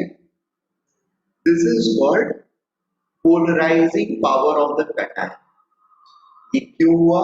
क्योंकि इसके पास high charge by size ratio हो गया। Is that okay? और उस तो चार्ज डेंसिटी बहुत ज्यादा है ऐसा। Yes, charge density is high, ठीक है। कटायन के ऊपर चार्ज डेंसिटी हाई है, तो वो अनायन के इलेक्ट्रॉन डेंसिटी को अपनी तरफ पुल करता है। This pulling tendency of cation with high charge density is known as, or pulling power of a cation, pulling the electron density, pulling ability of electron density of an ion by a cation due to its high charge density is known as its polarizing ability. The lesser the size or the smaller the size of cation is, the charge अगर same है, कोई भी cation है तो या तो +1 होगा, +2 होगा या +3 होगा। अगर चार्ज सेम है तो साइज जितना छोटा होगा पोलराइजिंग पावर उतना ज्यादा होगा। Is it okay? और अगर चार्ज बढ़ रहा है, साइज सेम है, तो भी पोलराइजिंग पावर बढ़ेगा, ठीक है। तो अब लिथियम प्लस बेरिलियम प्लस और लिथियम बेरिलियम बोरॉन, ठीक है। और नीचे हो गया हमारा सोडियम, मैग्नीशियम और एल्यूमिनियम। तो Li plus Be2 plus and boron 3 plus, इन तीनों में पोलराइजिंग पावर किसका ज्यादा रहेगा? बोरॉन 3 प्लस का। सिमिलरली एल्यूमिनियम 3 प्लस का भी ज्यादा रहेगा। और lithium plus and sodium plus, potassium plus में किसका ज्यादा रहेगा? लिथियम प्लस, साइज छोटा है, चार्ज सेम है, राइट ना। तो लिथियम प्लस, बेरिलियम, मैग्नीशियम और कैल्शियम 2 प्लस में किसका सबसे ज्यादा रहेगा polarizing power? Beryllium plus, beryllium 2 plus का। Is that okay? Yes, sir. So polarizing power का डेफिनेशन नोट कर लेते हैं हम लोग पहले।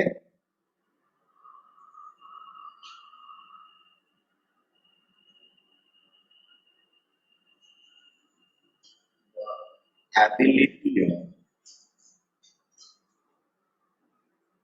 of a cation to distort or pull the electron density of an ion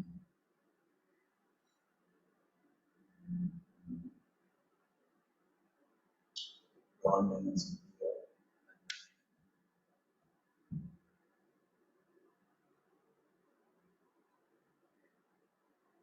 towards itself.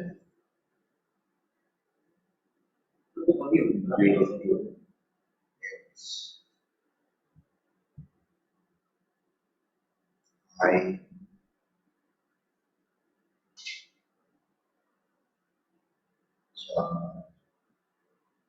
density.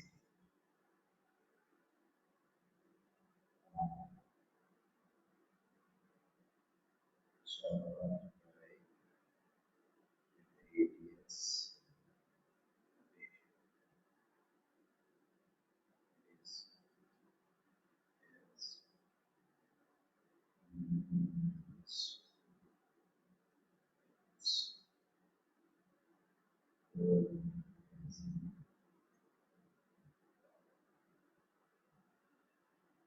बोलो क्या बोल रहे थे?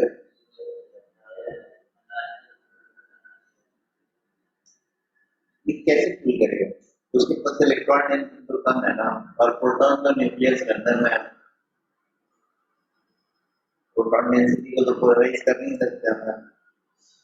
होना जब भी है इलेक्ट्रॉन डेंसिटी को ही पोलराइज होना है, वही बाहर है। ठीक है, तो सिर्फ अनायन पोलराइज, और कौन पोलराइज करेगा? कैटायन। ठीक है, अब अनायंस में अनायंस की एबिलिटी को देखने के लिए, कैटायन की एबिलिटी को देखने के लिए पोलराइजिंग पावर है हमारे पास।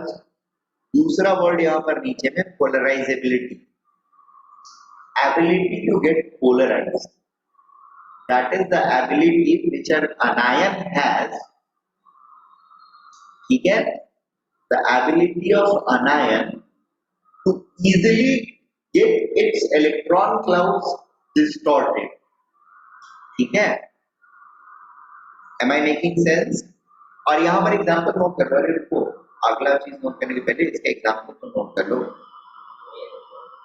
हाँ, मतलब जो छोटे छोटे एग्जाम्पल्स दिए मैंने, lithium plus would have greater than, sodium plus will have greater than, calcium plus, फिर beryllium 2 plus will have greater than,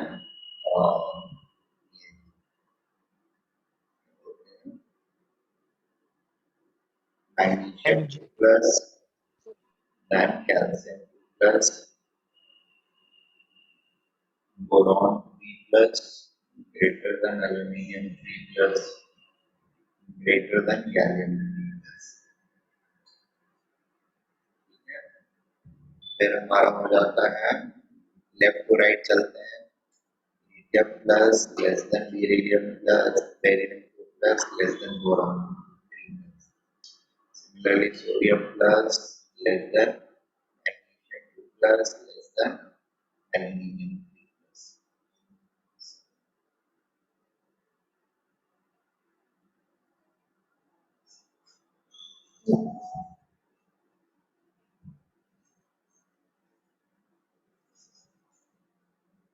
और अभी के लिए पोलराइजेबिलिटी लिख करके and then we will call for today.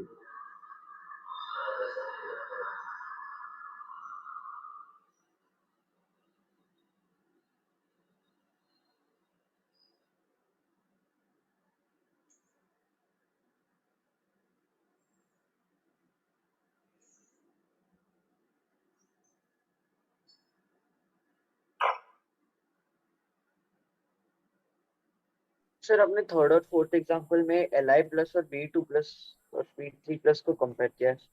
Right,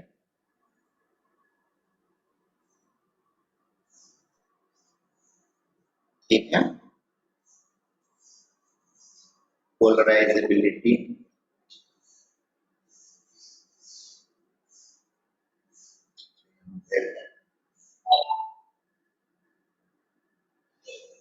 so polarizing power के लिए ये ट्रेंड एनालिसिस और पोलराइजेबिलिटी का एग्जांपल मैं पहले ये दे देता हूँ definition.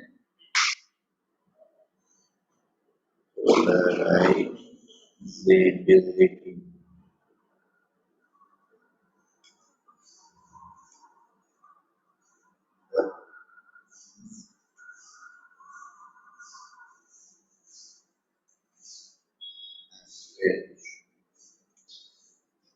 and anion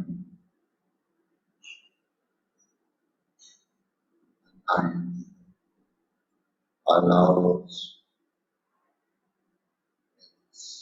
electron density to be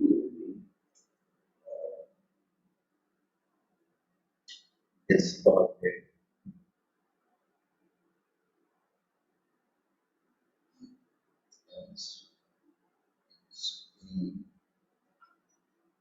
Or else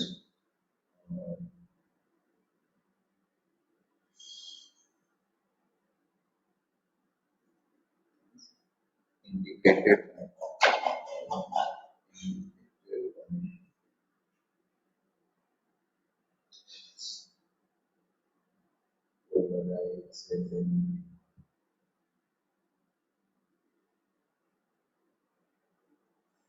is that okay? Yes, हाँ sir. जल्दी खान ये भी चार्ज बाय रेडियस रेट जहां पर ज्यादा इलेक्ट्रॉन डेंसिटी रहेगा, ठीक है, उसकी पोलराइजेबिलिटी ज्यादा रहेगी, और जिसका चार्ज डेंसिटी कम है उसकी पोलराइजेबिलिटी कम रहेगी। Is it true? जहां पर ज्यादा कंसेंट्रेटेड चार्ज रहेगा वहीं पर फ्लो के चांस बनेंगे ना, या डिस्टॉर्ट होने के चांस बनेंगे। जहां पर ऑलरेडी चार्ज ज्यादा डिस्पर्स्ड है वहां पे क्या डिस्पर्स होगा, वो तो ऑलरेडी, वहां पे क्या डिस्टॉर्ट होगा, वहां पे तो ऑलरेडी डिस्पर्स्ड है। Is it okay? Order of polarisability, और ये चीज नोट कर सकते हो, चार्ज और अनायन and directly proportional to charge density, that is charge by sizes. तो इसको ऊपर लिखा हो सकता है हाँ लिख सकते हो यहाँ से। Now you guys can actually ये वर्ड्स में लिख रखा है, और यहाँ पे ये वाली चीज नोट कर लो दोनों, ठीक है? इट्स द सेम थिंग तो जो वहां पर पोलराइजिंग एबिलिटी का क्या डेफिनेशन नेक्स्ट एग्जांपल। हाँ ये है ना, F minus greater than CL minus greater than VR minus greater than I minus, O2 minus greater than H2 minus greater than AC2 minus.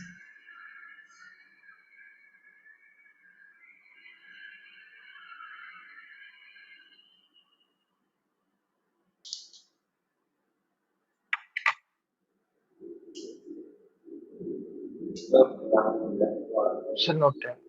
Okay, अब ये चीज नोट कर लो,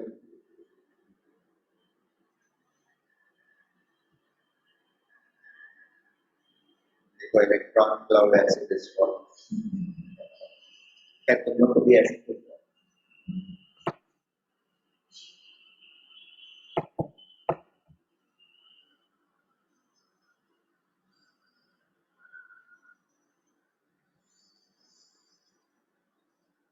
ये दो पॉइंट